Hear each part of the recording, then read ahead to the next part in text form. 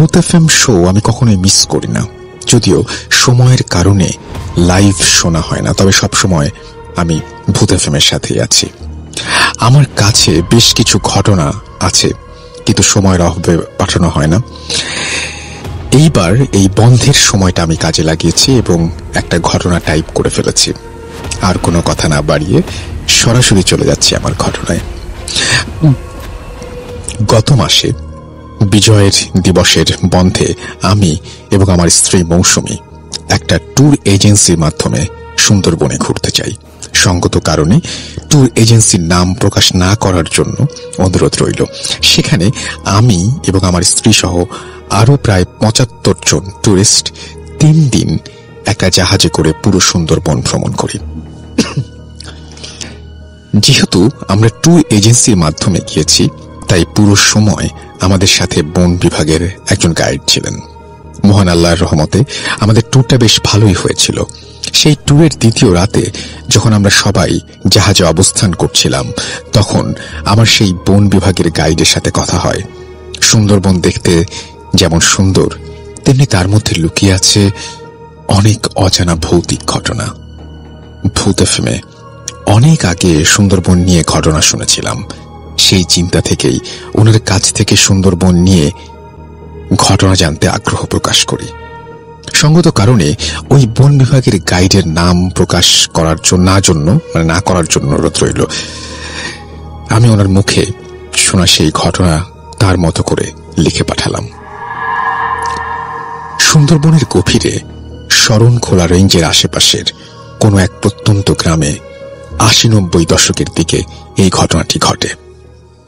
সুন্দরবনকে কেন্দ্র করে হাজারো মানুষের বসবাস। সুন্দরবনের গ্রামের মানুষেরা মূলত মধু সংগ্রহ, গোলপাতা সংগ্রহ করে তাদের জীবিকা নির্বাহ করে। যারা গোলপাতা সংগ্রহ করে তাদের বাওয়ালি বলে।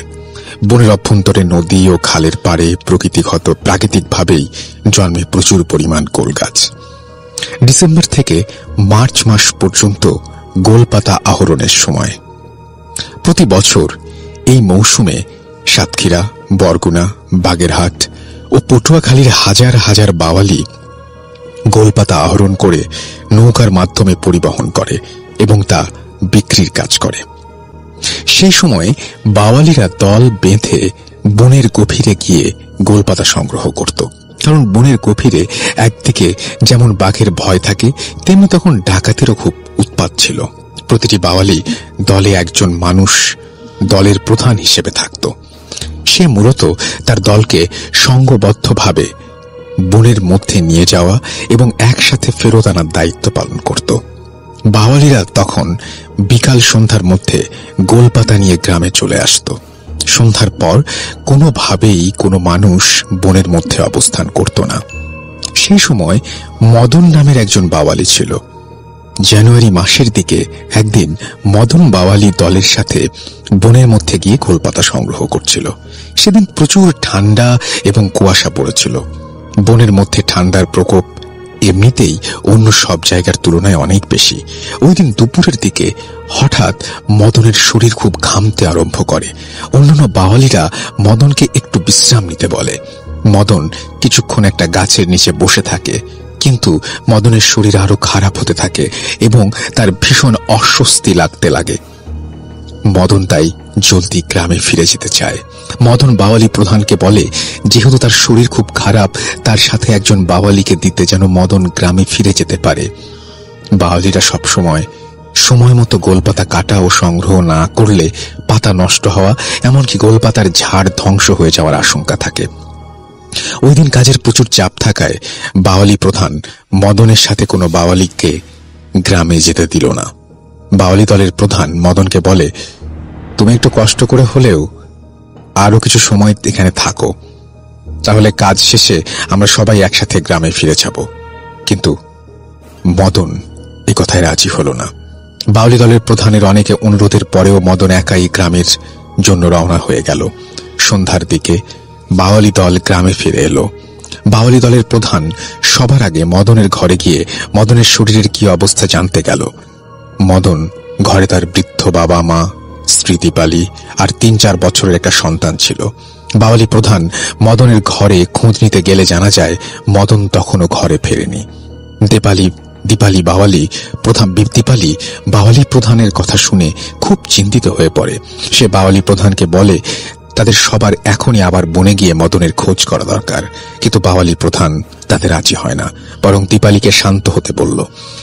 বাওয়ালি প্রধান বলে এমনিতেই সন্ধ্যা গড়িয়ে রাত হয়ে এসেছে, এই রাতে গহীন বনের মধ্যে গিয়ে মদনের খোঁজ করতে গেলে যে কোনো সময়ে বাঘের কবলে পড়তে হবে। দীপালি একথায় কান্না শুরু করে দেয়। সে কাঁদতে কাঁদতে বলে এতগুলো মানুষ একসাথে বনে লাঠিসোঁটা নিয়ে গেলে বাঘ কখনোই হামলা করবে না, কিন্তু বাওয়ালি প্রধান দীপালির কথায় রাজি হয় না। দীপালি গ্রামের ঘরে ঘরে গিয়ে সবাইকে জানাতে লাগলো যে মদন ঘরে ফিরে আসেনি। দীপালি গ্রামবাসীকে অনুরোধ করল যেন তারা মদনের খোঁজ করতে বনের মধ্যে যায়, কিন্তু গ্রামের সবাই একই কথা বলে যে কাল সকালে তারা মদনের খোঁজ করবে। এত রাতে বনের মধ্যে যাওয়া বিপদের মুখোমুখি হবার সমান। গ্রামের সবাই দীপালিকে কোনো মতে শান্ত করে ঘরে ফেরত পাঠিয়ে দিল। যদিও দীপালি ঘরে ফিরে এলো, কিন্তু তার মন কোনোভাবেই মানল না। দীপালির মনে হচ্ছিল মদন হয়তো বনের মধ্যে কোথাও অসুস্থ হয়ে পড়ে আছে। যদি তাকে রাতের মধ্যে খুঁজে পাওয়া যায় তবে রক্ষা, না হয় অসুস্থতায় নয় বাঘের হামলায় সে মারা যাবে। দীপালি নিজেও একজন বাওয়ালি মেয়ে, বাচ্চা হবার আগে সে নিজেও খোলপাতা সংগ্রহ করত। দীপালি নিজেও সেই রাতে একা বনের মধ্যে যাওয়ার সিদ্ধান্ত নেয়। রাতে সবাইকে ঘুম পাড়িয়ে দীপালি একা একটা হ্যারিকেন নিয়ে বনের পথে রওনা দেয়। সুন্দরবনের যত গভীরে যাওয়া হয় ততই সব দিক এবং রাস্তা একই রকম লাগতে শুরু করে। দিনের বেলায় মাঝে মাঝে মানুষ দিকভ্রমের শিকার হয়, সেখানে রাতের বেলা পথ চিনে যাওয়া রীতিমতো অসম্ভব। দীপালি ধীর পায়ে বাওয়ালিরা যে পথে বনের মধ্যে যায় সে পথ ধরে এগিয়ে যেতে থাকে। হ্যারিকেনের আলোতে তেমন কিছু দেখা যাচ্ছিল না, কিন্তু দীপালি অনেকটা অন্ধকারে ঢিল ছোড়ার মতন পথ চিনে চিনে এগিয়ে যাচ্ছিল। আশেপাশের ঘুটঘুটে অন্ধকার আর ঝিঝি পোকার শব্দ, মাঝে মাঝে দূর থেকে শেয়ালের ডাক শোনা যাচ্ছিল। শীতের ঘন কুয়াশার মধ্য থেকে দীপালি এগিয়ে যাচ্ছিল এবং মাঝে মাঝে মদনের নাম ধরে ডাকছিল, মদন। ঠান্ডা বাতাস দীপালির শরীরের হাড় পর্যন্ত কাঁপিয়ে দিচ্ছিল। গ্রাম থেকে মোটামুটি অর্ধেক পথ এগিয়ে যাবার পর দীপালি দেখল চাঁদের আলোতে আশেপাশের বন খানিকটা দেখা যাচ্ছে। দীপালি আশেপাশে ভালো করে তাকিয়ে দেখল কেউ নেই। সামনের দিক বন আরো গভীর হবে। দীপালি সামনের দিকে যেই পা বাড়ালো তার মনে হচ্ছিল পেছন থেকে কেমন যেন একটা খচ খচ আওয়াজ আসছে। দীপালি পিছে ফিরে তাকিয়ে হ্যারিকেনের আলোতে দেখল কেউ নেই। দীপালি আরেকটু সামনে যেতেই পাশের ঝোপগুলো নড়ে উঠল। চাঁদ আর হ্যারিকেনের আলোতে দীপালি তেমন কিছুই দেখতে পেল না। এবার কেমন যেন অস্বস্তি লাগতে শুরু করলো। আশেপাশে নিশুতি পরিবেশ। এবার তার কেমন যেন ভয় লাগতে শুরু করলো। অনেক বাঘ মানুষকে একটু অনেক দূর থেকে পেছু নেয়, সময় মতো মানুষের ওপর হামলা করে। দীপালি এবার দ্রুত পায়ে গ্রামের দিকে রওনা দিল। তার মনে হলো এত দূরে এসে যখন মদনকে পাওয়া যায়নি তবে অযথা আর এগিয়ে লাভ নেই। কাল সকালে গ্রামবাসীর সাথে সে আসবে। দীপালি বনের মধ্যে শুকনো পাতার মর্মর শব্দের মধ্য থেকে এগিয়ে আসছিল। এমন সময় সে পেছন থেকে ক্ষীণ একটা আওয়াজ শুনল। দীপালি এবার পিছে ফিরে না তাকিয়ে এগিয়ে যেতে লাগলো। সে মনে মনে ভাবল এই শব্দগুলো তার মনের ভুল। হঠাৎ দীপালিকে পেছন থেকে কেউ ভাঙা গলায় বলল, দীপালি। দীপালি এবার স্পষ্ট শুনল যে কেউ তার নাম ধরে ডাকছে। দীপালি আবার পেছন ফিরে তাকালো। আশেপাশে শুধু গাছপালা ঝোপঝাড় ছাড়া আর কিছুই দেখা গেল না। দীপালি যেই আবার গ্রামের পথে মুখ করল, সাথে সাথে আবার পেছন থেকে ভাঙা গলায় শব্দ শোনা গেল, দীপালি, দীপালি। এবার বেশ ভয় পেয়ে গেল দীপালি। গলার আওয়াজটা শুনে মনে হলো মদন দীপালির নাম ধরে ডাকছে। দীপালি এবার পেছনে ঘুরে দেখল যে তার থেকে খানিকটা দূরে একটা গাছের নিচে কেমন ঘন জমাট বাঁধা অন্ধকার। দীপালি একটু চাপা স্বরে বলল, কে ওখানে? মদন। দীপালি তো একবার মদনের নাম ধরে ডাকলো, কিন্তু আশপাশ সম্পূর্ণ নিস্তব্ধ। এবার দ্রুত গ্রামের দিকে পা বাড়ালো সে। হাড় কাঁপানো শীতে দীপালির আরো ভয় লাগছিল। হঠাৎ দীপালির মনে হলো হ্যারিকেনের আলোটা কেমন ক্ষীণ হয়ে আসছে, হ্যারিকেনটা যেন বন্ধ হয়ে যাবে। ঠিক সেই সময় দীপালির কানের পাশে ফিস ফিস আওয়াজ আসলো, দীপালি, আমাকে নিয়ে যা। দীপালি চমকে উঠে পেছনে ঘুরে তাকালো। তার হাত থেকে হ্যারিকেনটা নিচে পড়ে গেল। হ্যারিকেনের আলোটা দপ করে নিভে গেল। দীপালি কিছুক্ষণ আশেপাশে সব অন্ধকার দেখছিল। শোঁ শোঁ করে চারপাশে ঠান্ডা বাতাস বইছিল। ধীরে ধীরে চাঁদের আলোতে দীপালি হালকা হালকা সব দেখতে পেল। চারিদিকে কোনো কিছুই ছিল না, না কোনো মানুষ, না কোনো পশু পাখি, না কোনো অবয়ব। এই ঠান্ডাতেও দীপালির শরীর গরমে ঘেমে গেল। নিজেকে স্থির করে একটু নিঃশ্বাস নিয়ে দীপালি আবার গ্রামের দিকে পা টিপে টিপে এগোতে লাগলো। পর মুহূর্তে দীপালি তার সামনে কয়েক হাত দূরে যা দেখল তা দেখার জন্য তার পায়ের নিচ থেকে মাটি সরে গেল। দীপালি দেখল তার থেকে কয়েক হাত দূরে ঘন জমাট অন্ধকার তার কাছে চলে আসছে। সে অন্ধকার একটা মানুষের মতো অবয়ব। কালো জমাট বাঁধা অন্ধকারের মধ্য থেকে মদনের বীভৎস মুখ ভেসে উঠল। মদনের মুখ ছাড়া শরীরের আর কোনো অংশ বোঝা যাচ্ছিল না। মদনের চোখের কোটর ফাঁকা। মদনের মুখ ছাড়া শরীরের আর কোনো অংশ বোঝা যাচ্ছিল না।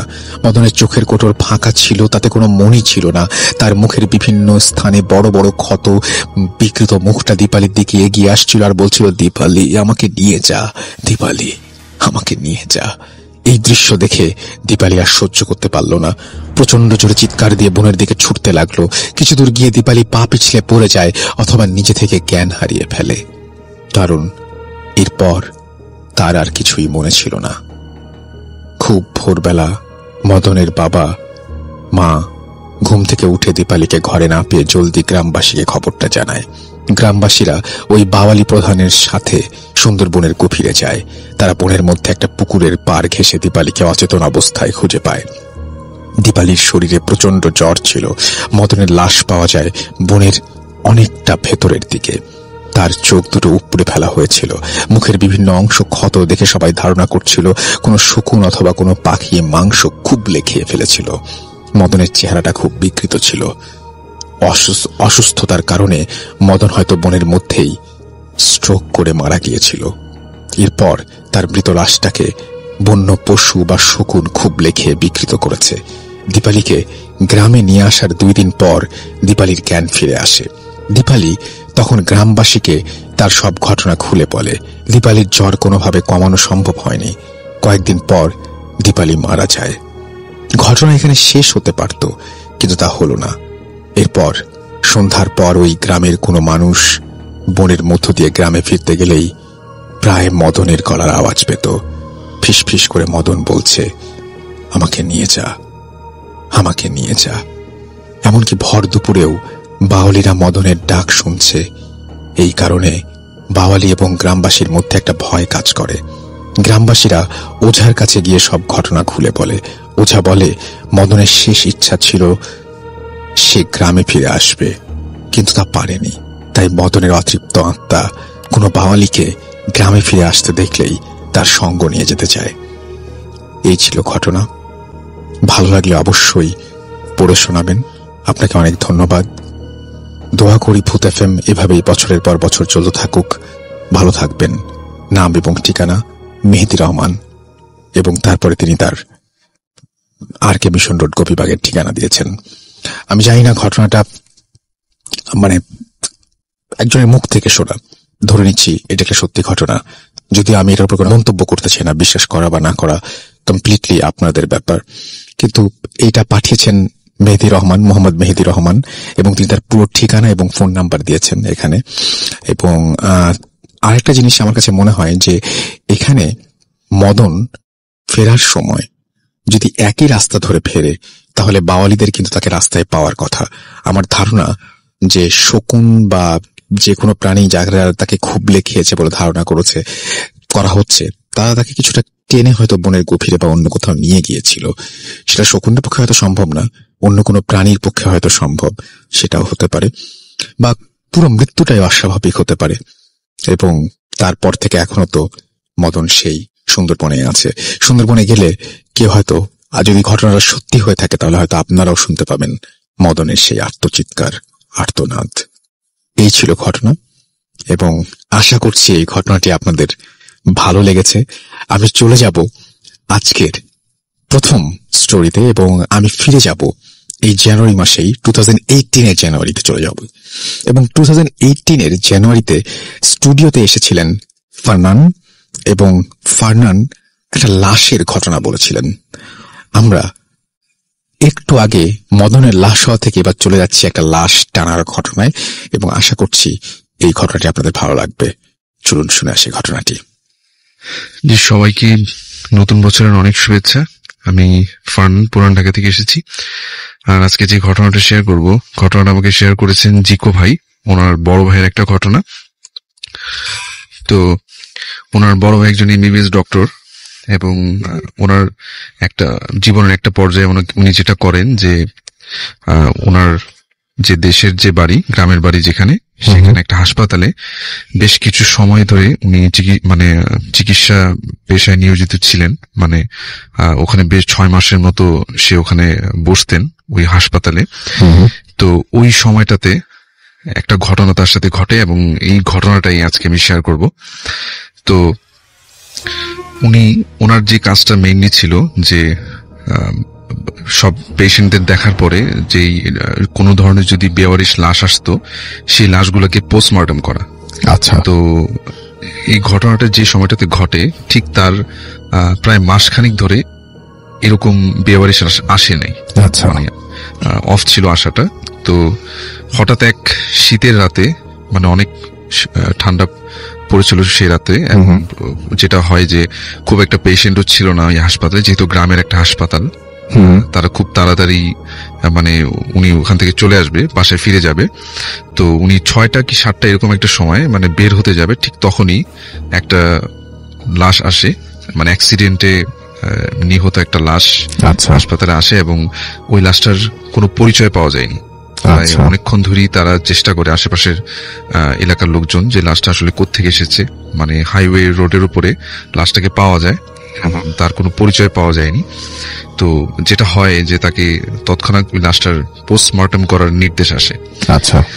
তো উনি যেটা করেন, যেহেতু উনি এই কাজটা অনেক আগে থেকেই করে আসছেন, তো কাজটা ওনার জন্য খুব একটা কঠিন কিছু না, রেগুলার কাজের মতো রেগুলার করে থাকেন। তো উনি যখন লাশটাকে দেখলেন, তো দেখার পর উনি নিজেই অনেক ভয় পেয়ে গেলেন আসলে, কেননা এরকম অবস্থায় লাশ এর আগে কখনো তিনি দেখেননি। তো লাশটার অবস্থা এরকম ছিল যে গলা থেকে পা পর্যন্ত সম্পূর্ণভাবে লাশটার কোনো সমস্যা নেই, একদম ফ্রেশ, কোনো ক্ষত চিহ্ন নেই।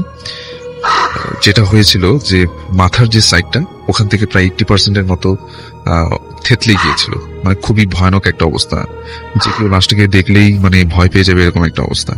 ইভেন সে নিজে এত দিন ধরে পোস্টমর্টম করছিল, কিন্তু এইরকম অবস্থার লাশ সে কখনোই দেখেনি।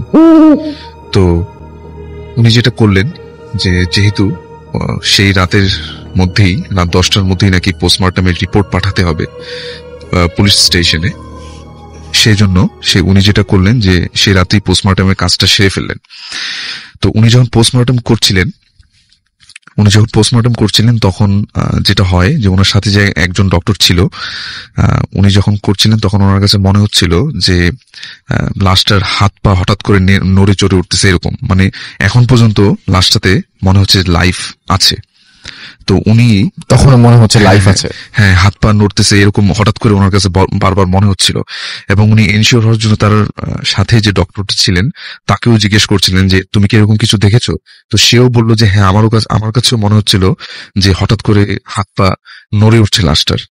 তো তারপরে ওনারা পোস্টমর্টম করে, এবং পোস্টমর্টম করার সময় উনি যেটা করেন যে লাশটার পায়ের কাছ থেকে বেশ কিছু মানে মাংস নিয়ে ওনার ফেসটাতে সার্জারির মতো একটা করে নেন, যাতে লাশটাকে এরপরে নেক্সট টাইম কেউ দেখলে যাতে ভয় পেয়ে না যায়। মানে লাশটার অবস্থা এতই খারাপ ছিল যে এটাকে যে কেউ দেখবে তার মনে এটার একটা প্রতিচ্ছবি থেকে যাবে এবং সে ভয় পাবে। তো এই জন্য সে কিছু পার কাছ থেকে কিছু মাংস নিয়ে তার মাথায়, ওই লাশটার মাথায় মানে ফেসের এখানে কিছু সার্জারির মতো করলেন, যাতে লাশটাকে একটু মানে মোটামুটি দেখার যোগ্য মনে হয়। আচ্ছা। তো তারপর উনি লাশটাকে মানে কাজ শেষ করে উনি ওনার, তখন বাজে রাত 10টা, উনি ওনার বাসায় যাবেন। ওনার বাসা ছিল সেই গ্রামের একটু ভিতরে, মানে ওনাদের হাসপাতালটা থেকে প্রায় 5 মাইলের মতো পথ তাকে যেতে হবে। নর্মালি হাসপাতাল থেকে বের হয়ে দেখলেন যে বাইরে প্রচুর ঠান্ডা, প্রচন্ড কুয়াশা, আশেপাশে ছোট যে টং দোকানগুলা সবগুলো একদম বন্ধ হয়ে গেছে, কোনো রিক্সাও পাওয়া যাচ্ছে না। এই এলাকায় কিছু কিছু রিক্সা যেগুলো ব্যাটারি চালিত রিক্সা, মানে সে রাত্রে কোনো কিছুই ছিল না। সেই একটা সময় তার মনে হচ্ছিল যে সম্পূর্ণ রাস্তা হয়তোবা তাকে হেঁটেই যেতে হবে। আচ্ছা। এবং যখন সে হাসপাতাল থেকে বের হয়ে হাইওয়ে রোডটাকে ক্রস করে নিচে নেমে যাবে, মানে গ্রামের পথ ধরে ভিতরের দিকে যাবে, তখনই তার কাছে হঠাৎ করে রাস্তার উপরে একটা জিনিস চোখে পড়লো। সেটা হচ্ছে রাস্তার একটা পাশে জমাট বাঁধা বেশ কিছু রক্তের দাগ। আচ্ছা। তখন এটা দেখার পরে সে বেশ মানে একটু খারাপ লাগলো যে হয়তোবা ওই লাশটায় এখানেই অ্যাক্সিডেন্ট করেছিল, যেহেতু এই হাইওয়ে রোডটা থেকেই লাশটাকে নেওয়া হয়েছিল হাসপাতালে। তো তারপর উনি যেটা করলেন যে ওনার বাসার উদ্দেশ্যে উনি হাঁটতে থাকলেন, কোনো কিছুই সে পাচ্ছিলেন না। একটা পর্যায়ে তার কাছে মনে হচ্ছিল যে ব্যাক করে সে মানে হাসপাতালেই চলে যাবে, কেননা এরকম তার কাছে এরকম একটা ভয় লাগতেছিল এবং অস্বস্তি লাগতেছিল যে তার কাছে মনে হচ্ছিল যে আমি বাসায় না ফিরে হাসপাতালে আবার ফিরে যাই।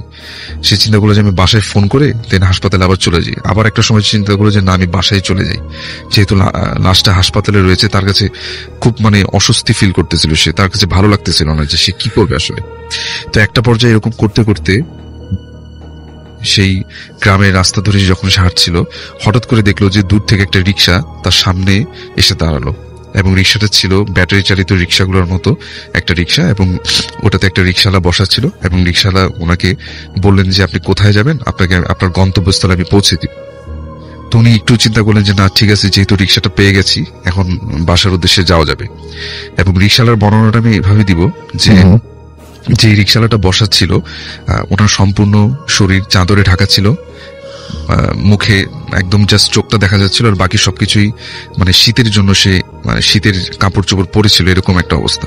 আচ্ছা। তো উনি বললো যে আমাকে এই জায়গায় নিয়ে যেতে হবে, এই বাজার এখানে নামিয়ে দিতে হবে। তো রিক্সাওয়ালা তাকে একদম সুন্দর মতো তার বাসার সামনে যে বাজারটা সেখানে তাকে নামিয়ে দেয়। এবং যখন সে রিক্সা থেকে নেমে 50 টাকার একটা নোট ওই রিক্সাওয়ালাকে দিতে যাবে, তখন রিক্সাওয়ালা তাকে বললেন যে স্যার, আমি ভাড়া লাগবে না, আমাকে জাস্ট একটা ছোট্ট উপকার করবেন। আচ্ছা। এই কথা বলে রিক্সাওয়ালা তার পকেট থেকে বের করলো একটা কাগজ বের করে তার হাতে দিল, এবং সেটা দেওয়ার সাথে সাথে রিক্সাওয়ালা রিক্সাটা চালিয়ে চলে গেল, আর কিছুই সে বলল না। এবং সে নিজেও একটা হাতে কাগজ এবং একটা হাতে ওই 50 টাকার নোটটা নিয়ে সে নিজেও চিন্তা করতে থাকলো যেটা আসলে কি হলো, মানে এটা আসলে কি দিল আমাকে আসলে, এবং ভাড়াটাই বা সে নিল না কেন। একটা পর্যায়ে সে তার নিজেকেই আশ্বস্ত করতে লাগলো যে যেহেতু সে গ্রামের একজন ডক্টর এবং একদম সদর হাসপাতালই ওনার পোস্টিং, তো গ্রামের অনেক মানুষকেই সে মানে ফ্রিতে ট্রিটমেন্ট দিয়ে থাকেন। তো ওনার কাছে মনে হচ্ছিল যে ওনার কাছে যে ছোট্ট একটা সাহায্যের কথা বললো, এটা হয়তো ওনাকে হয়তো কেউ চিনে থাকেন, ওনারই হয়তো কোনো পেশেন্ট ছিল। তো ওনাকে জাস্ট মানে ভাড়াটা না নিয়ে জাস্ট তাকে একটা সম্মানার্থে তাকে বাসায় নামিয়ে দিয়ে চলে গেছে, এরকম কিছু একটা। আচ্ছা। বা কোন মেডিসিন বা কিছু একটা পরে তার কাছে হয়তো নিতে আসবে, সে মানে কোন দরিদ্র মানুষ দাবি করবে, এরকম কিছু একটা। তো সে জাস্ট রীতিমতো তার বাসার কাছে এসে মানে সে বাসায় ঢুকে গেল, এবং সবকিছু নর্মালি ছিল। বাসায় আসার পরে তার ওই লাশটার কথাও সে আস্তে আস্তে ভুলে যাচ্ছিল। এবং যখন সে রাত্রে ঘুমাতে যাবে, তখন তার হঠাৎ করে ওই ছোট্ট কাগজটার কথা মনে পড়লো যে আমাকে তো একটা কাগজ দিয়েছিল, ওটাতে আসলে কি লেখা সেটা তো দেখা হয়নি। তো সে যেটা করলো, বিছানায় ঘুমানোর সময় সে কাগজটা হাতে নিয়ে দেখলো, এবং কাগজটা যখন সে খোলার সাথে সাথে সে বেশ অবাক হয়ে গেল। সে দেখলো যে ওটা নর্মাল কোনো কাগজ ছিল না, ওটা ছিল তার হাসপাতালের যে প্রেসক্রিপশন, যেটাতে তার হাসপাতালের নাম লেখা এবং তার নিজের নামও লেখা আছে ওই প্রেসক্রিপশনটাতে। এবং ওই প্রেসক্রিপশনটাই তাকে ওই রিক্সাওয়ালাটা দিয়েছে, এবং প্রেসক্রিপশনের মাঝখানে লেখা ছিল যে আমাকে আর কষ্ট দিবেন না, আমাকে কাল সকালের মধ্যেই কবর দেওয়ার ব্যবস্থা করেন। জাস্ট এই কথাটুকু লেখা ছিল। আচ্ছা। তখন এই কথাটা পড়ে মানে সে মানে একদম যেটা বলবো যে একদম থান্ডার হয়ে গেল যে এটা কি লেখা আসলে, এবং এটা আসলে কে, মানে ওই লোকটা কে ছিল আসলে, এবং তাকেই বা কেন এই কাগজটা দিতে আসলো। ওই রিক্সাওয়ালাটা তো তার একদমই অপরিচিত, এর আগে কখনোই সে তার সাথে কথা বলেনি, এবং আসলে কে ছিল সে সেই রাতে একদম প্রচন্ড ভয় পাচ্ছিল, এবং বারবার তার কাছে মনে হচ্ছিল যে লাশটা সে পোস্টমর্টেম করে আসছে ওই লাশটাই নাকি রিক্সাওয়ালাটা। সে বেশ মানে ভয় পাচ্ছিল, এবং সে যেটা হয় যে সারা সে ঘুমাতে পারেনি, এবং ভোরের দিকে সে হাসপাতালের দিকে রওনা হয় এবং হাসপাতালে যে যারা যারা কর্তব্যরত লোক ছিল তাদের সবাইকে জিজ্ঞেস করার চেষ্টা করে যে গত রাতে যে লাশটা এসেছিল লাশটা আসলে কোথায় তোমরা পেয়েছিলে। তো অনেকক্ষণ পরে যেটা হয় যে একটা নিউজ পাওয়া যায়, সেটা হচ্ছে যে ওই লাশটা আসলে ওই হাইওয়ে রোডটাতেই একজন রিকশাওয়ালার লাশ ছিল এবং তাকে একটা ট্রাক তার মাথার উপর দিয়ে চলে যায় এবং সে ওখানেই মারা যায়। তারপরে লাশটাকে হাসপাতালে নিয়ে আসা হয় এবং যেটা হয় যে ওই হাসপাতালের একটা নিয়ম ছিল যে যদি এরকম কোনো লাশ রিসিভ করতে কেউ না আসে, সেক্ষেত্রে যেটা করতেন তারা, যে হাসপাতালে যে বর্ণগুলো ছিল এগুলোকে কোনো একটা কাজে ইউজ করা হতো। সব জায়গায় এরকম একটা নিয়ম থাকে, তো ওনাদের হাসপাতালেও এরকম একটা নিয়ম ছিল।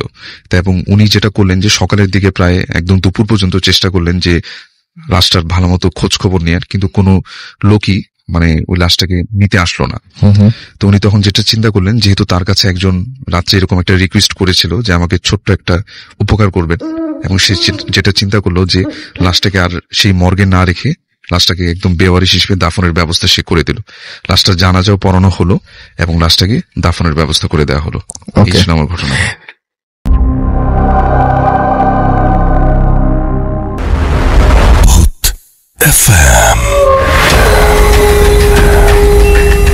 বিশ্বাস করা না করাটা আপনার ব্যাপার।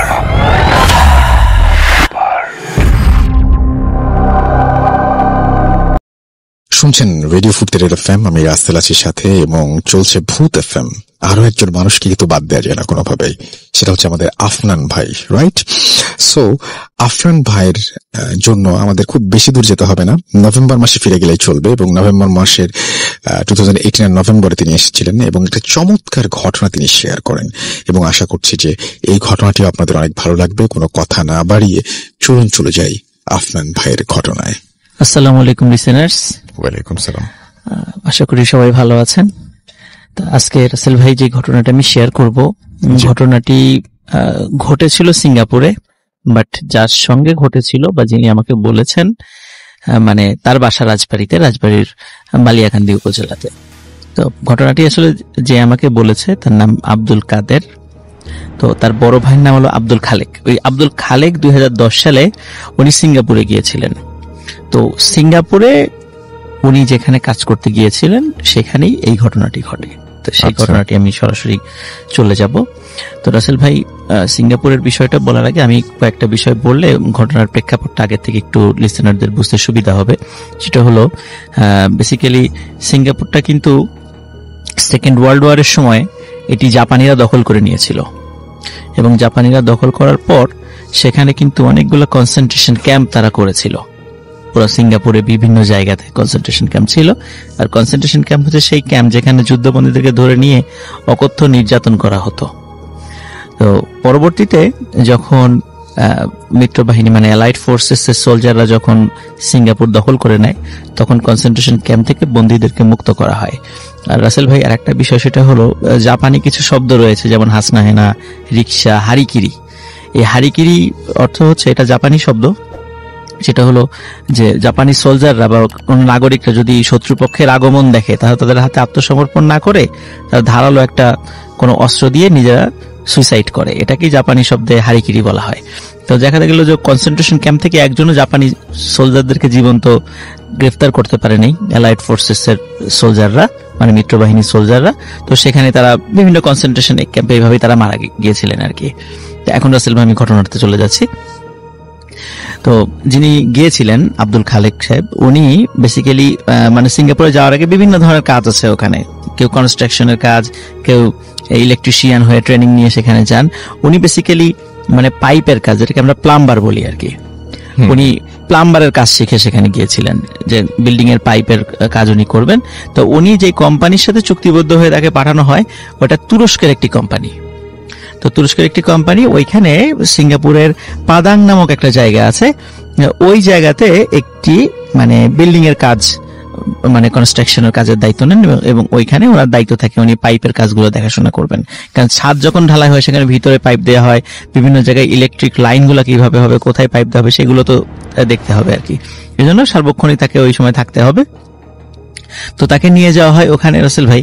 কিন্তু ওখানে যাওয়ার পর উনি দেখেন যে বিল্ডিং এর কাজটা ওনারা করবেন ইতোমধ্যে সেটা দোতলা কমপ্লিট হয়েই আছে, আচ্ছা, এবং সেই দোতলাটা আরো হয়তো 5-6 বছর আগে করা হয়েছে। তারপর থেকে সেটা পরিত্যক্ত অবস্থায় ছিল, তার উপরই আবার মানে ওই বিল্ডিংটা করা হবে, এবং ওই বিল্ডিংটা 25 তলার ফাউন্ডেশন ছিল। তারপরে ওনাদেরকে কাজ বুঝিয়ে দেওয়া হয়, বিল্ডিং এর মালিক বুঝিয়ে দেন। কিন্তু ওনারা বারবার বলেছিলেন যে আগের কোন কনস্ট্রাকশন কোম্পানিটা ছিল তাদের কাছ থেকে আমাদের কিছু বিষয় বুঝে নেওয়ার দরকার আছে, তারা কোন দিক দিয়ে কারেন্টের লাইন নিয়েছেন, কোন দিক দিয়ে কোন পাইপ বসিয়েছেন।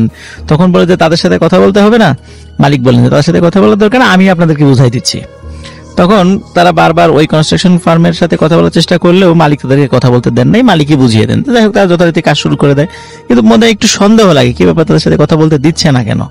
যাই হোক, সন্দেহের পর্যায়ে থাকে, কিন্তু মনে করছে হয়তো বা কোনো কারণে লেনদেনে ঝামেলা ছিল, এই জন্য হয়তো বা কথা বলতে দিতে যাচ্ছেন, এরকমটাই প্রথম দিকে তারা মনে করেছিল।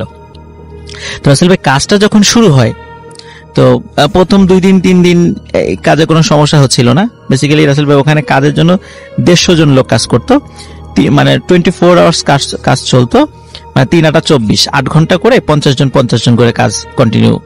মানে এইসব কথা ছিল যে 6 মাসের মধ্যে 25 তলার, মানে 25 তলা না, প্রায় 10 তলার কাজটা মানে শেষ করে দিতে, পরে আবার পরবর্তী ধাপে আবার তারা করবে, এই কনস্ট্রাকশনের মানে এইভাবে চুক্তিটা ছিল। কাজটা যখন শুরু হওয়ার পর মানে দেখা গেল যে রাতের বেলা সাধারণত কাজের যারা দায়িত্বে থাকে, ঠিক রাতের মানে শিফট অনুযায়ী যখন হয়তোবা কারো সপ্তাহে হয়তোবা 1বার বা 2বার সুযোগ আসে, বা সাধারণত 2বার সুযোগ আছে রাতের বেলা কাজ করার আর কি, ওই শিফটিং হিসাবে আর কি। তো রাতের বেলা কাজ করতে গেলে রাসেল ভাই কিছু বিপত্তি দেখা গেল। সেটা হলো মানে কিছু লোক মানে রাতে যখন মানে কনস্ট্রাকশন কাজগুলো করত, তখন হঠাৎ কেউ মানে নিচে পড়ে যেত, হয়তো পা পিছলে পড়ে গেছে, বিভিন্ন কারণে হতে পারে। পড়ে গিয়ে রাসেল ভাই এমন জায়গায় পড়তো, মানে কনস্ট্রাকশনের কাজে আমরা দেখেছি রডগুলো কিন্তু খাড়া করা থাকে, একদম রডের উপরে গিয়ে পড়তো এবং খুব বিভৎসভাবে মারা যেত।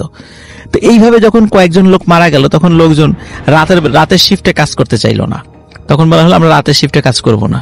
তখন মালিক বলে আচ্ছা ঠিক আছে, তাহলে 16 ঘন্টা কাজ হবে, তো দিনের বেলায় কাজ হবে, 2 শিফটে কাজ হবে, গভীর রাতে সবাই ঘুমাবে, এইভাবে কাজ ঠিক হলো। কিন্তু রাতের বেলা রাসেল ভাই অনেক জিনিস চুরি হয়ে যেতে পারে, যেন পাহারারও দরকার থাকে। তখন ওই প্লাম্বার হিসাবে যিনি ছিলেন রাসেল ভাই, ওই পাহারার কাজে তাকে একটু নিযুক্ত করা হয় যে আপনি আপনার কাজ তো কম, তাহলে আপনি একটু যদি এই সিকিউরিটির দায়িত্বটা পালন করেন তাহলে আপনি এক্সট্রা একটা বেতন তাকে দেওয়া হবে। তো এই শর্তে উনি সিকিউরিটির দায়িত্বটা অতিরিক্ত হিসাবে নিতে রাজি হলেন। রাসেল ভাই সিকিউরিটির দায়িত্ব যখন উনি নিলেন, উনি নেয়ার পরে রাতের বেলা যখন ডিউটি উনি করছিলেন, তখন হঠাৎ ওনার মনে হলো যে বিল্ডিং এর নিচের থেকে, মানে ওনারা তো 3 তলা থেকে মানে 2 তলা কমপ্লিট করার পর 3 তলা থেকে কাজ শুরু করেছিলেন, তখন মনে হলো একদম বেসমেন্টে মানে অনেক লোকের শব্দ, বা মনে হচ্ছে অনেক লোক কথা বলছে, এরকম মানে বিষয়টা তার কাছে মনে হয়। তখন উনি আস্তে আস্তে সাহস করে, মানে উনি এবং ওনার সাথে আরেকজন লোক, ওনারা নিচে যান রাসেল ভাই। কিন্তু নিচে যাওয়ার পরে দেখা যাচ্ছে যে কোনো শব্দ নাই। তখন ওনার সাথের যিনি লোক ছিলেন, উনি ছিলেন আবার ইন্দোনেশিয়ার একজন লোক। তো উনি আবার তাকে একটু ধমক দিয়ে বললেন যে এত রাতের বেলা এখন উপর থেকে নিচে আসছি, যদি উপরে কোনো কিছু চুরি হয় তাহলে তো আমাদের দোষ হবে, তুমি কি শুনেছো, তাড়াতাড়ি উপরে চলো। তখন উনি আবার উপরে চলে যান। কিন্তু রাসেল ভাই উপরে যাওয়ার পরে আবারও শব্দ ওই আব্দুল খালেক সাহেব শোনেন। তখন যখন ইন্দোনেশিয়ান ওই লোককে বলেন চলো আবার গিয়ে দেখে আসি, তখন কিন্তু ইন্দোনেশিয়ান ওই লোকটা যেতে রাজি হয় না। তখন ইন্দোনেশিয়ান ওই লোকটা বলেন যে তোমার যদি এতই আগ্রহ থাকে তো তুমি একাই যাও, আমি যাবো না। রাসেল ভাই উনি একাই টর্চ নিয়ে নিচে যান। নিচে যাওয়ার পরে সত্যি তখন ওই শব্দটার মানে মিলিয়ে যায় না, তখন শুনতেছে যে অসংখ্য লোক চিৎকার চেঁচামেচি মানে আর্তনাদ এরকম করছে। তখন এটা শোনার পরে উনি বেশ ভয় পান, ওখান থেকে তাড়াতাড়ি ওখান থেকে চলে আসেন। আসার পরে ওনার মালিককে বলেন যে রাতের বেলা এই বিষয়গুলো মানে শুনেছি। তখন ওর মালিক ওনাকে বলেন যে তুমি খবরদার এই কথাগুলো মানে অন্যান্য শ্রমিকের কাছে বলো না, তাহলে তারা ভয় পাবে, তারা কাজ করতে চাইবে না। রাসেল ভাই উনি প্রথম বলে আচ্ছা ঠিক আছে আমি বলবো না। রাসেল ভাই পরে মানে তার 2-3 দিন পরে যখন উনি আবার রাতের একটা শিফটের ডিউটির দায়িত্ব পড়ে ওনার রাতের বেলা, তখন উনি ফিল করছিলেন যে উনি একটা জায়গায় ডিউটি করছিলেন, উনি ফিল করছিলেন ওনার আশেপাশে কিছু কালো ছায়ামূর্তি ঘোরাফেরা করছে। কিন্তু উনি মানে মানে উনি চিন্তা করলেন যে এটা কি হতে পারে, ওনার কি মনের ভুল, রাত্রে ডিউটি করছে, হয়তো মনের ভুল হতে পারে, মানে অনেক টেনশন করেন বাড়ি, দেশের বাড়ি নিয়ে, হয়তো ভুল হতে পারে, এটা উনি প্রথমে ভুল ভেবে উড়িয়ে দিচ্ছিলেন। কিন্তু মনে হলো যে কে যেন ওনার কানের কাছে এসে ফিস ফিস করে বলছেন যে গো গো গো, মানে চলে যাও চলে যাও, এরকম কথা বলছেন। রাসেল ভাই উনি সেটাতেও কোনো গুরুত্ব দেন না শুরুর দিকে। এরপরে রাসেল ভাই বেশ কিছু লোক যারাই রাতের বেলা ডিউটি করে তারাই কানা ঘোষা করে যে রাতের বেলা তারা কিছু শুনতে পায়, মানে কোনো মানুষের উপস্থিতি বা কারো উপস্থিতি তারা টের পায় সেখানে। তো এরপরে মানে এই কথাগুলো যখন একে একে চারদিকে চতুর্দিকে ছড়িয়ে পড়ে যে হ্যাঁ রাতের বেলা এখানে ভুতুরে কিছু শোনা যায়, এবং এই কিছু মানুষ যে মারা গিয়েছিল কিছুদিন আগে, হয়তোবা রাতের বেলা কাজ করার সময় ওরা এই টাইপের কোনো কিছু দেখে ভয় পেয়েছিল, সবার মধ্যে এই টাইপের কথা শুরু হয়ে যায়, অনেকে কাজ ছেড়ে দিয়ে চলে যেতে চায়। তখন মালিক তাদেরকে অনেক বুঝিয়ে শুনিয়ে বলে যে এগুলা কিছু না, এটা এমনিতেই হয়েছে অ্যাক্সিডেন্ট, আবার বুঝিয়ে শুনে রাখে।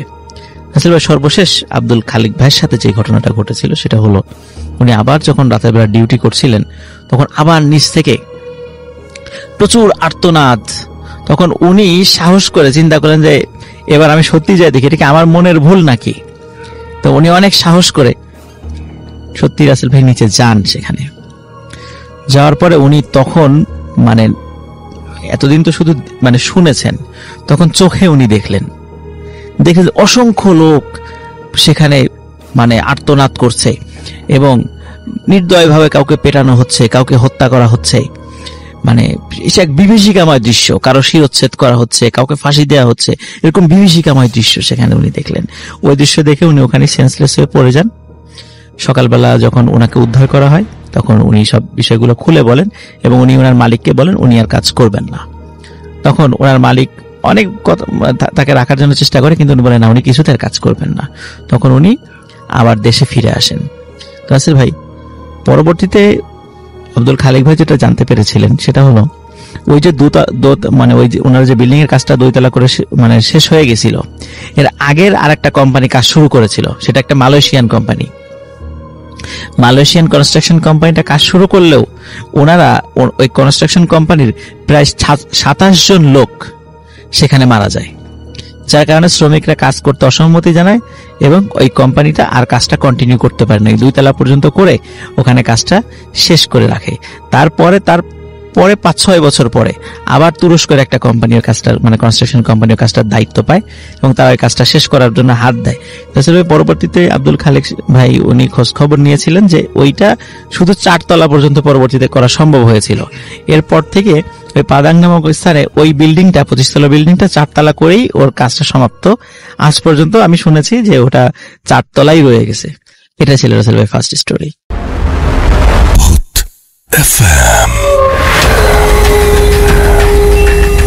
বিশ্বাস করা না করাটা আপনার ব্যাপার।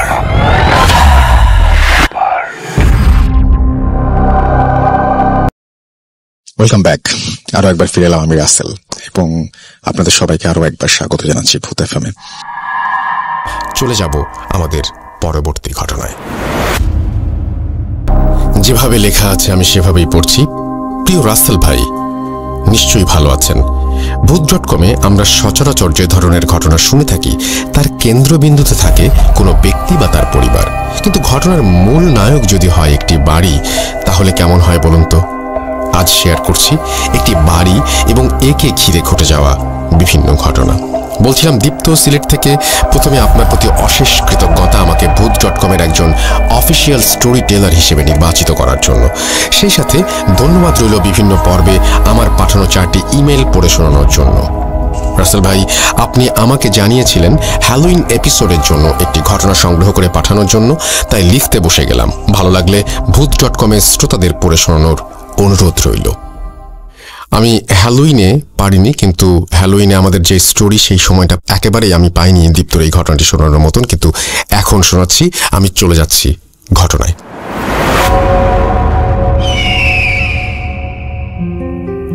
জন্মের পর থেকে আজ পর্যন্ত আমি সিলেট শহরে একটি পাড়াতেই আছি। জীবনে পার হয়েছে 18টি বসন্ত। 18 বছরের এই ছোট্ট জীবন অনেক কিছুর পরিবর্তন হতে দেখলেও আমার পাড়ার এক প্রান্তে থাকা একটা দোতলা বাড়ির কোনো পরিবর্তন হতে দেখেনি। ছোটবেলা থেকেই এই বাড়িটির প্রত্যেকটি জানালা খোলা দেখে আসছি। এই সুন্দর ছিমছাম অথচ ভয়ঙ্কর বাড়িতে কেউ থাকে না, এবং কেন থাকে না এটা ভেবে ছোটবেলায় বেশ অবাক হতাম। এই বাড়িটিকেই আজকে ঘটনার প্রোটাগনিস্ট বা অ্যান্টাগনিস্ট বলতে পারেন। আজকের ঘটনাটি কোনো নির্দিষ্ট ব্যক্তির কাছ থেকে শোনা নয়, আমার পাড়ার বেশ কয়েকজন সিনিয়র সিটিজেনের মুখ থেকে শুনেছি এই বাড়ি সম্পর্কে। এই ঘটনা অনেকের মুখ থেকে শুনেছি। এভাবে বাড়িটিকে ঘিরে ঘটা বেশ কিছু ঘটনা জোগাড় করে তা সংকলিত করে পাঠালাম। নিজের মতো করেই লিখলাম। ঘটনার পুরোটাই ঘটেছে আমার জন্মের আগে। শব্দ চয়ন ও বানানে কোনো ভুল থাকলে মার্জনা করবেন। যাই হোক, গৌরচন্দ্রিকা দীর্ঘায়িত না করে ঘটনায় যাওয়া যাক। 1999 সাল। আমাদের পাড়ায় এক মধ্যবয়স্ক দম্পতি পাড়ার এক কোনায় থাকা পরিত্যক্ত 6 শতক জমি কিনে সেখানে বাড়ি করে বসবাস শুরু করেন। তাদের ছিল একটি মেয়ে। নতুন বাড়িতে ওঠার পর 4-5 মাসের মধ্যেই তারা তাদের মেয়ের বিয়ের আয়োজন শুরু করেন। মেয়েটির বিয়ে হয়ে যায়, কিন্তু বিয়ের পর সেই মেয়েটি সুখে ছিল না। শ্বশুর শাশুড়ি ভালো মনের মানুষ হলেও স্বামী ছিল ভীষণ লোভী। সে বারবার টাকার জন্য মেয়েটিকে বাপের বাড়িতে পাঠাতো। পর্যাপ্ত টাকা পয়সা না নিয়ে আসলে মেয়েটিকে শারীরিক ও মানসিকভাবে নির্যাতন করত। এক সময় অত্যাচার আর সহ্য করতে না পেরে মেয়েটি তার সমস্ত জিনিসপত্র নিয়ে বাধ্য হয়ে সেখান থেকে তার বাপের বাড়িতে চলে আসে। তার স্বামীও খবর পেয়ে সেখান থেকে গোপনে ওৎ পেতে থাকে এবং গভীর রাতে তার শ্বশুর শাশুড়ি ও স্ত্রীকে খুন করে। তারপর সে সমস্ত টাকা পয়সা ও সোনাদানা নিয়ে পালিয়ে যায়। কিছুদিন পর আশেপাশের বাড়ির লোকজন ওই বাড়ি থেকে খুব বাজে গন্ধ পাওয়ায় ওই বাড়ির ভেতরে প্রবেশ করে। বাবা মা ও মেয়ের গলিত লাশ আবিষ্কার করে। এরপর পুলিশকে খবর দেওয়া হয়। পুলিশ এসে তাদের লাশ নিয়ে যায় এবং বাড়িটি যেভাবে ছিল সেভাবেই রেখে শুধু গেটে তালা দিয়ে বাড়িটা সিলগালা করে চলে যায়। ঘটনা 1। প্রায় 6 মাস পর ওই বাড়িটির ঠিক পাশের টিন শেড বাড়িটি বিক্রি করে দেওয়া হয়। এবারে এক দম্পতি বাড়িটি কিনে নেন এবং ওই টিন শেড বাসা ভেঙে 3 তলা দালান নির্মাণ করেন। তখন তারা ওই পাড়াতেই একটা ভাড়া বাড়িতে থাকতো। অনেক শ্রমিক লাগিয়ে বেশ তাড়াতাড়ি এই বাড়িটি বানানো হয়ে যায়। বাড়ি পুরোপুরি রেডি, শুধু রং বাকি। বাড়ি রং করতে মাত্র 2 জন রং মিস্ত্রি আসায় রং করতে তুলনামূলক বেশি দিন লাগছিল। একদিন কাজ শেষ করতে করতে একটু রাত হওয়ায় ওই দম্পতি সেই রাতে তাদের জন্য ওই বাড়ির বারান্দায় ঘুমানোর ব্যবস্থা করে দেয়। মাঝরাতে ঘুমোতে যাবার আগে কোনো এক রং শ্রমিক সিগারেট খাবার ইচ্ছে হলো। সে সিগারেট ও ম্যাচ হাতে ছাদে উঠে যায়। ছাদে গিয়ে সে সিগারেট জ্বালিয়ে ম্যাচটা না নিভিয়েই ওই পুরনো ভবনে ছুড়ে দেয়। পরদিন সকালে ঘুম থেকে ওঠে সেই শ্রমিক এবং দেখে সে বারান্দায় একা, পাশের জন নেই। সে খুঁজতে শুরু করলো। খুঁজতে খুঁজতে সে ছাদে চলে যায়। গিয়ে আবিষ্কার করলো তার সাথে শ্রমিকটি ছাদের এক প্রান্তে চৈতন্যহীন হয়ে পড়ে আছে। ঘটনা 2। পরবর্তীতে ওই নতুন বাড়িতে সেই দম্পতি বসবাস শুরু করে। তাদের 2 ছেলে। বড় ছেলে ঢাকা বিশ্ববিদ্যালয়ে পড়তো আর ছোট ছেলে ছিল উচ্চ মাধ্যমিকের ছাত্র। ছোট ছেলেটি বিড়াল খুব ভালোবাসতো এবং বাড়িতে 3-4টি পোষা বেড়াল ছিল। একদিন ওই বেড়ালগুলো সন্ধ্যার সময় ছাদে উঠে ছাদের কোনায় থাকা টবে গিয়ে একটা ছোট গাছে চড়ে লাফঝাপ করছিল। বেশি নড়াচড়ার কারণে এক পর্যায়ে টব সহ ওই বাড়ির বিড়ালটি পিছলে ছাদ থেকে ফসকে পড়ে যায়। ওই সিলগালা করা বাড়ির আঙিনায় তারা গিয়ে পড়ে। সাথে সাথে ওই বিড়ালগুলো প্রচণ্ড জোরে চিৎকার করে ওঠে। সে কেবল এক মুহূর্তের জন্য। এক মুহূর্ত পরে সব থেমে যায়। চিৎকার শুনে বাড়ির লোকজন বিড়ালগুলোকে খুঁজতে শুরু করে, কোথাও পায় না। পরের দিন সকালে দেখা গেল পরিত্যক্ত বাড়ির গেট থেকে ঠিক 1 হাত সামনে খুব যত্ন করে সারি করে গুছিয়ে 3টি বিড়ালের লাশ। প্রত্যেকটা বিড়ালকে ঘাড় মোটকে মারা হয়েছে। যেটা আরো আশ্চর্যের বিষয় সেটা হলো বিড়ালগুলোর শরীরে 1 ফোঁটা রক্তও নেই। শুকনো ঠনঠনে জায়গায় বিড়ালের মৃত শরীরগুলো এমনভাবে সাজিয়ে রাখা হয়েছে যে দূর থেকে দেখলে মনে হয় 3টি বিড়াল খুব আরাম করে ঘুমোচ্ছে। অবাক করা ব্যাপার হলো বাড়িটি কিন্তু সিলগালা করাই রয়েছে। বিড়ালগুলো ওই বাড়িতে আটকে পড়ে ওদের কেন মেরে এখানে রেখেছে সেটা কেউ বুঝতে পারছিল না। ঘটনা 3। ঘটনা 1 বর্ণিত পরিত্যক্ত বাড়ির পাশে থাকা সেই 3 তলা বিল্ডিং এই বিল্ডিংয়ে একটি বাসায় নতুন ভাড়াটিয়া ওঠে। সেই পরিবারে ছিলেন স্বামী, স্ত্রী, তাদের কলেজ পড়ুয়া ছেলে ও মেয়ে এবং 80 বছরের এক দাদু। এছাড়াও এক যুবক ভৃত্য ছিল, যার কাজ ছিল সর্বক্ষণ বৃদ্ধের খেয়াল ও যত্ন রাখা। ভৃত্যটি কাজকর্ম ও আচার ব্যবহার ভালো হলেও মনে মনে সে বাড়ি থেকে চুরি করে পালিয়ে যাবার ফন্দি আঁটছিল। কিছুদিন পর ভৃত্য একদিন সুযোগ বুঝে আলমারির চাবি চুরি করে বাড়ির টাকা পয়সা ও সোনাদানা সরিয়ে ফেলে, কিন্তু পালাতে গিয়ে সে বাসার কর্তা গিন্নির নজরে পড়ে যায়। এক নজর দেখেই স্বামী স্ত্রী কারো বুঝতে বাকি রইল না যে ছেলেটি চুরি করে পালাচ্ছে। তারাও ছেলেটিকে ধাওয়া করে। পালানোর পথ না পেয়ে চাকরটি শেষমেশ ছাদে উঠে যায় এবং সেখান থেকে লাফ দিয়ে ওই সিলগালা করা বাড়িটির আঙিনায় পড়ল এবং এক মুহূর্ত পরেই তীব্র স্বরে আর্তনাদ করে উঠল। পরদিন সকালে ওই পরিত্যক্ত বাড়ির গেটে ঠিক এক হাত সামনে পাড়ার লোকজন ভৃত্যটির মৃতদেহ আবিষ্কার করে, ঠিক সেই জায়গায় যেখানে বিড়ালগুলো পড়েছিল। কিন্তু ভয়ের ব্যাপার হলো তার লাশটিও পুরোপুরি ফ্যাকাশে, একটুও রক্ত নেই, শরীরে কোনো ক্ষত বা আঘাতের চিহ্ন নেই। এটা যে কোনো মানুষের কাজ নয় সেটা বুঝতে কারো বাকি রইল না। ঘটনা 4। এক সময় আমাদের এলাকায় ছিচকে চোরের উপদ্রব বেড়ে গিয়েছিল। সে কারণে পাড়ার কিছু কিছু বাড়িওয়ালা কুকুর পুষতে শুরু করে। পরপর 3টি অদ্ভুত ঘটনা ঘটার পরও পাড়ার এক বাড়িওয়ালা কিছুতেই বিশ্বাস করতে পারছিলেন না যে ঘটনাগুলো অস্বাভাবিক। তিনি সিদ্ধান্ত নিলেন তার কুকুরের একটি বড় বাচ্চাকে তিনি ওই বাড়ির ভেতরে ছেড়ে দেবেন। যেই ভাবা সেই কাজ। ওই বাড়ির পাঁচিল খুব বেশি উঁচু নয়, তাই কুকুরটিকে পাঁচিল টপকিয়ে বাড়ির ভেতরে পাঠিয়ে দিল এবং তাড়াতাড়ি উঠলেন তিনি তার বাড়ির ছাদে কি হচ্ছে তা দেখার জন্য। তিনি দেখলেন কুকুরটি কিছুক্ষণ বাড়ির উঠোনে ঘোরাঘুরি করলো। হঠাৎ করে কুকুরটি গলা ছেড়ে বিভৎস রকমের চিৎকার শুরু করলো। দেখে স্পষ্ট বোঝা যাচ্ছিল ভয়ানক কিছু একটা দেখলে কুকুর যেভাবে রিয়্যাক্ট করে সেটাই হচ্ছে। সেই বাড়িওয়ালা খুব ভয় পান, কারণ কুকুরটির সামনে তিনি কিছু দেখতে পাননি। তাহলে এমন কি দেখেছে কুকুরটি যে ভয় পাচ্ছে তা উনি ঠাহর করতে পারছিলেন না। কুকুরটি সর্বশক্তি দিয়ে দৌড়ে পাঁচিলের দিকে আসতে চাইল, কিন্তু পারল না। বাউন্ডারি ওয়াল পর্যন্ত পৌঁছানোর আগেই কুকুরটি মাটিতে শুয়ে পড়ে প্রচন্ড জোরে হাত পা ছোড়াছুড়ি করতে লাগলো। মুরগির গলা কেটে ফেললে যেভাবে ডানা ঝাপটা থাকে এবং মারা যায়, ঠিক সেভাবে কুকুরটিও চিৎকার করছিল আর ছটফট করতে করতে নিস্তেজ হয়ে গেল। পরদিন ভোরবেলা ওই বাড়িওয়ালা মর্নিং ওয়াক করতে বের হন। হাঁটতে হাঁটতে তিনি দেখেন, তিনি যখন ওই বাড়িটির সামনে দিয়ে হাঁটছিলেন তখন ওই বাসার নারিকেল গাছ থেকে ঝুপ করে কি যেন একটা তার গায়ের ওপরে পড়ল, যা দেখে তিনি দেখা মাত্রই চিৎকার করে উঠলেন তারস্বরে এবং সেন্সলেস হয়ে যান। তার গায়ের উপরে যা পড়েছিল সেটা হলো তার সেই কুকুরের ছিঁড়ে ফেলা মাথা। ঘটনা 5। আমাদের পাড়ার প্রায় অর্ধেক পরিবার মণিপুরি আর বাকি অর্ধেক বাঙালি। জাতিগত সত্তা আলাদা হলেও আমাদের মধ্যে সম্পর্ক অনেক ভালো। পাড়ার কিশোর বয়সের মণিপুরি ও বাঙালি ছেলেমেয়েরা মাঠে গোল হয়ে বসে আড্ডা দিচ্ছিল। তখন কে সাহসী আর কে ভীতু সেটা নিয়ে তর্ক বিতর্ক শুরু হয়।